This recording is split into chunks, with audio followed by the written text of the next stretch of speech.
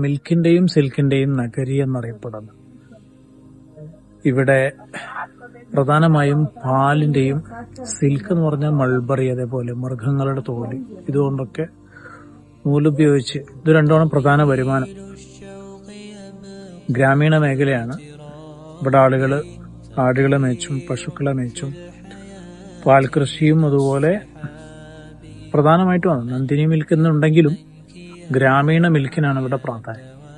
ഏതായാലും അതിനുവേണ്ടി പുല്ലും ആടുകളെ മേച്ചൊക്കെ നടക്കുന്ന ഒരുപാട് കർഷകർ ഇന്ന് നമ്മുടെ കേരളത്തിൽ അപ്രാപ്യമായി അല്ലെങ്കിൽ കാഴ്ച മറഞ്ഞുകൊണ്ടിരിക്കുന്ന ഓലക്കുടിലുകൾ, ചെറ്റക്കുടിൽ എന്നൊക്കെ കേട്ടിട്ടുണ്ടല്ലോ.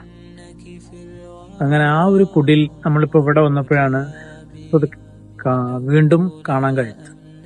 കേരളത്തിൽ ഇതിപ്പോ മഷിയിട്ട് തെരഞ്ഞാൽ കാണാത്ത ഈ ചെറ്റക്കുടിലുകൾ അല്ലെങ്കിൽ ഓലക്കുടിലുകൾ ഇവിടെ സുലഭമാണ്.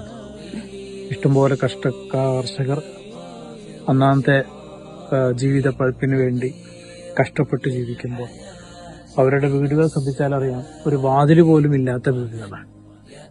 അവര് സമ്പന്നതയുടെ മടിത്തട്ടിൽ ആർമാദത്തോടെ നമ്മളൊക്കെ ജീവിക്കുമ്പോഴും സമാധാനം കൈവരിക്കാനാകാത്ത നാം ഇവര് ഓരോ ദിവസവും അവരുടെ കർഷക വൃത്തിയും കഴിഞ്ഞ് വീട്ടിലേക്ക് ചെല്ലുമ്പോൾ മനസമാധാനത്തോടെ നമ്മളെക്കാൾ കൂടുതൽ സന്തോഷത്തോടെ കഴിയുന്ന കാഴ്ചകൾ നമ്മുടെ ഇവരുടെ മുഖത്തും ഇവരുടെ ഭാവങ്ങളിലൊക്കെ കാണും. അവര് സംതൃപ്തരാണ്. നമ്മൾ ഓരോ കർഷകരുമായും സംസാരിച്ചപ്പോൾ അവരൊക്കെ ഹാപ്പിയാണ്. അധിക മോഹങ്ങളില്ലാതെ, അധിക മാർപ്പാടങ്ങളില്ലാതെ അർമാദിച്ചുകൊണ്ടാണ് അവർ ജീവിക്കുന്നത്.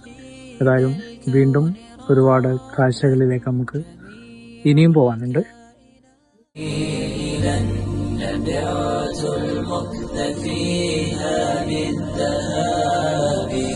رأيت الله في ذا الكون ربا جميع الكائنات له تحابي شواهد أنه فرد جليل على